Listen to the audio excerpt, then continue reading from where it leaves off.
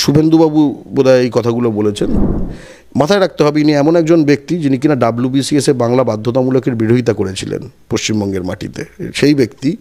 এবং সেই ব্যক্তির যে দলের যেসব টিভিতে কিছু মুখপাত্র আসে, একটা তেওয়ারি নামধারী একটা রয়েছে, সে অন ক্যামেরা একটা টিভি প্রোগ্রাম একটা ক্লিপ এলো দেখলাম, সে বলছে যে বাংলা ধ্রুপদী ভাষা নয়, আজকে নয় আগে, এইসব স্বীকৃতি আসার আগে, ঠিক আছে, সব ভাষাচর্য তো, মানে এখন তেওয়ারিরা এখন বাংলা ভাষা পণ্ডিত হয়ে গেছে। এবং বাংলার মাটিতে সাম তেওয়ারি সে একটি বাংলা সংবাদ মাধ্যমে বাঙালিদের সামনে বলছে বাংলা ধ্রুপদী ভাষা নয়। আর বাংলার মাটিতে এরকম কিছু বাঙালি আছে যারা এটা শুনে ক্ল্যাপ দিচ্ছে, হাততালি দিচ্ছে, হ্যাঁ হ্যাঁ, কারণ বাংলার মাটিতে বাংলার সম্বন্ধে সপক্ষে বলা কিছু পাপ। কিন্তু শুধু এ নয়, তেওয়ারিকে শুধু দোষ দেবো কেন, ওদের আরেকটা মুখপাত্র আছে রাজর্ষি লাহিড়ী, সে আমার মনে পড়ে বাংলা হান্টেরই একটি প্রোগ্রামে তোমাদের যে কনক্লেভ হয় সেখানে সে বলেছিল যে বাংলা ভাষা তো এরকম অরিজিনাল কোনো ভাষা না, এটা মৈথিলি থেকে এসছে। আচ্ছা, মৈথিলি থেকে যদি এসে থাকে, প্রথম কথা মিথ্যা কথা, এটা একদম মানে সব মানে বাঙালি বিদ্বেষীরা যখন ভাষা পণ্ডিত হয়ে যায় বাংলা ভাষা নিয়ে কথা বলে, বুঝবে তাল আলাদা। মৈথিলি ভাষা তো কই ধ্রুপদী ভাষা নয়, যে ভাষা থেকে এসছে সেটা ধ্রুপদী ভাষা নয়, আর যে ভাষাটা নাকি সেটা সেই ভাষা পুরনো ভাষা নাকি পয়দা করেছে সেই নতুনটা নাকি ধ্রুপদী ভাষা। তো অনেকে এক্সপোজ হলো, বিশেষ করে পশ্চিমবঙ্গে যারা এই বিজেপি করে এরা কতটা বাংলা এবং বাঙালি বিদ্বেষী, কারণ তাদের এইসব স্টেটমেন্টগুলো দেখুন। আমার দিনটা খারাপ করবেন না প্লিজ, কারণ এরকম দ্বিচারী, মিথ্যাচারী এবং স্বেচ্ছাচারী এইরকম ব্যক্তির প্রশ্ন করে তাকে জবাব দিতে হবে। মানে ওই একটা বাংলাদেশে আমরা দেখছিলাম ওই একটা গান খুব জনপ্রিয় হয়েছিল, দেশটা তোর বাপের নাকি। আমি গর্গকে বলতে চাই, বাংলাটা কি ওর? তরুণজ্যোতি তিওয়ারির বাংলা ঠিক ততটাই যতটা গর্গর, বরং গর্গর দ্বিচারিতা আমরা দেখেছিলাম যখন তাকে বিভিন্ন সময় তৃণমূলের নেতাদের সঙ্গে দেখা যায়। কোন তৃণমূলের নেতা? তিনি বলেছেন যে আমি অর্জুন সিংয়ের বিরোধিতা করব, আপনাদের বাংলা হান্টের একটা কনক্লেভে বলেছিলেন। আমি তাকে জিজ্ঞাসা করেছিলাম যে আপনি তো পার্থ ভৌমিককে সমর্থন করবেন, তো পার্থ ভৌমিকের জন্য তো খেসারিলাল যাদব প্রচার করেছিলেন, বহিরাগত গুটকা ওনার ভাষায়, আমরা এরকমভাবে ভাবি না। তো তখন গেলেন না কেন? উনি বলেছিলেন যে আমি অর্জুন সিং থেকে শুরু করে বিভিন্ন যারা অবাঙালি তাদের বিরোধিতা করব, তরুণজ্যোতির বিরোধিতা করব। তা ভাই, কীর্তি আজাদ, শত্রুঘ্ন সিনহা, তারপরে ইউসুফ পাঠান, তাদের বিরোধিতা করলেন না কেন? আসলে গর্গর নাম হচ্ছে গর্গ ক্ষমা চট্টোপাধ্যায়। ওনার মনে আছে নিশ্চয়ই যে কিভাবে উনি আসাম গিয়ে তাকে মানে অপমান করেছিলেন অহোমের স্বাধীনতা সংগ্রামীকে, তারপরে তাকে ক্ষমা চাইতে হয়েছিল। আসামে যান, গিয়ে কথাগুলো বলুন, পরবর্তীকালে ক্ষমা চেয়ে এসছেন, তার ভিডিওটাও রয়েছে আমার কাছে। কিন্তু বিষয়টা হচ্ছে, আমি না এই ধরনের যারা শুধুমাত্র ওই পরজীবী, যারা ওই অন্যেরকে গালাগালি দিয়ে নিজেদের ফুটেজ বাড়াতে চায়, আমি তাদেরকে নিয়ে মন্তব্যই করব না।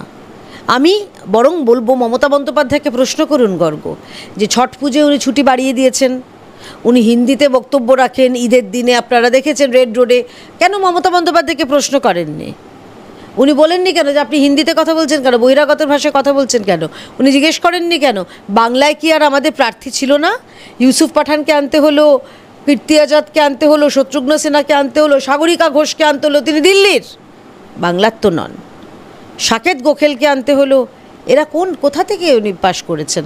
আমাদের ভবানীপুরের মিত্র ইনস্টিটিউশন থেকে পাশ করেছেন, নাকি শ্যামবাজার বয়েজ থেকে পড়াশোনা করে এসছেন? আসলে বিষয়টা হচ্ছে যে দ্বিচারিতার, এরা এইভাবে ডিভিসিভ পলিটিক্স করতে চাইছে। ধ্রুপদী ভাষা এসেছে নরেন্দ্র মোদীর আমলেই। মমতা বন্দ্যোপাধ্যায় তিনি ক্রেডিট নিতেই পারেন, আগে কিন্তু পারেননি। উনি তো আগেও তো কেন্দ্রীয় যখন ইউপিএ সরকার ছিল তখন মন্ত্রী ছিলেন, সেই সময় অন্যান্য ভাষাকে ধ্রুপদী ভাষা সম্মান দেওয়া হয়েছিল, তামিল ছিল তার মধ্যে, অন্যান্য ভাষাও ছিল, তখন তো বাংলার কথা উনি বলতে পারেননি বাংলার মেয়ে হয়ে। কিন্তু সেই এক গুজরাটির হাত ধরেই পশ্চিমবঙ্গের বাঙালি দুর্গাপুজোর এই উপহারটা পেলেন।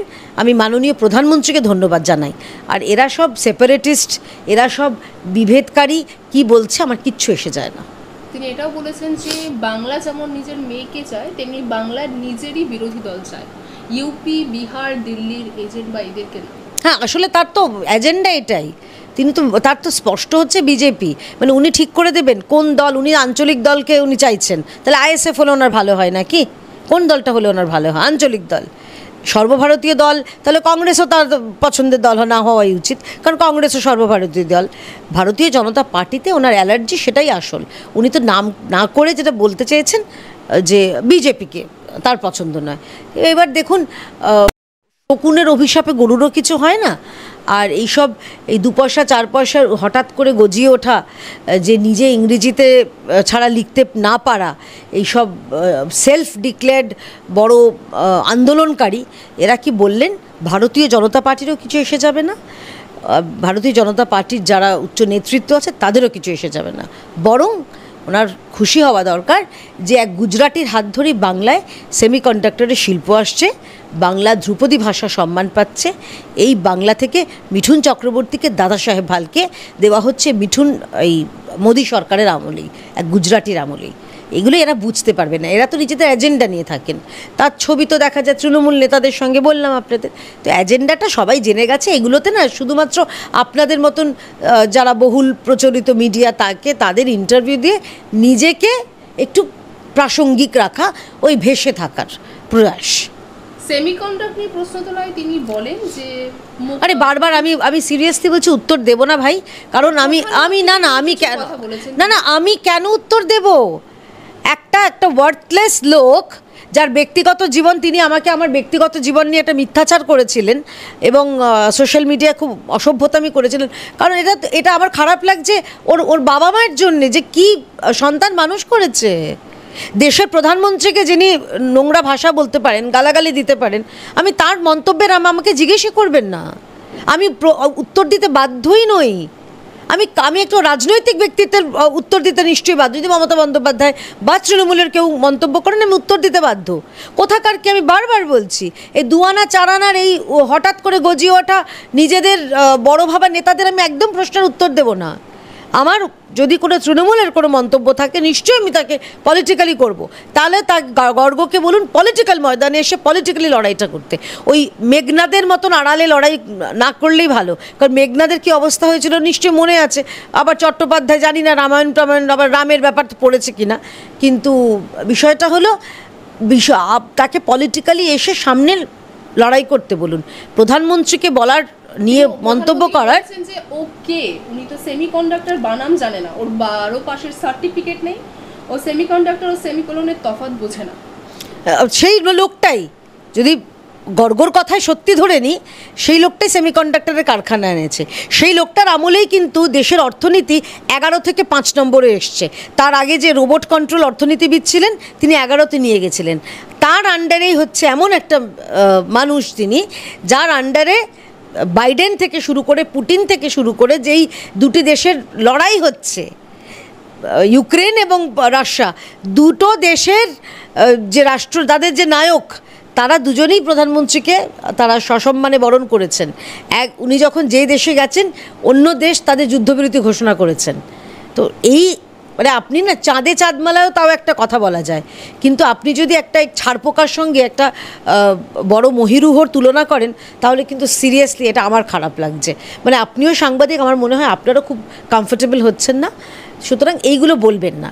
আর আমি বলছি, এই বাংলায় থাকার অধিকার কার আছে আর কার নেই, সেটা এই 2 আনা 4 আনার ছারপোকাগুলো ঠিক করে দেবে না। বাংলা হান্টের আরো খবর দেখতে নজর রাখুন। বাংলা খবর মানেই বাংলা হান্ট।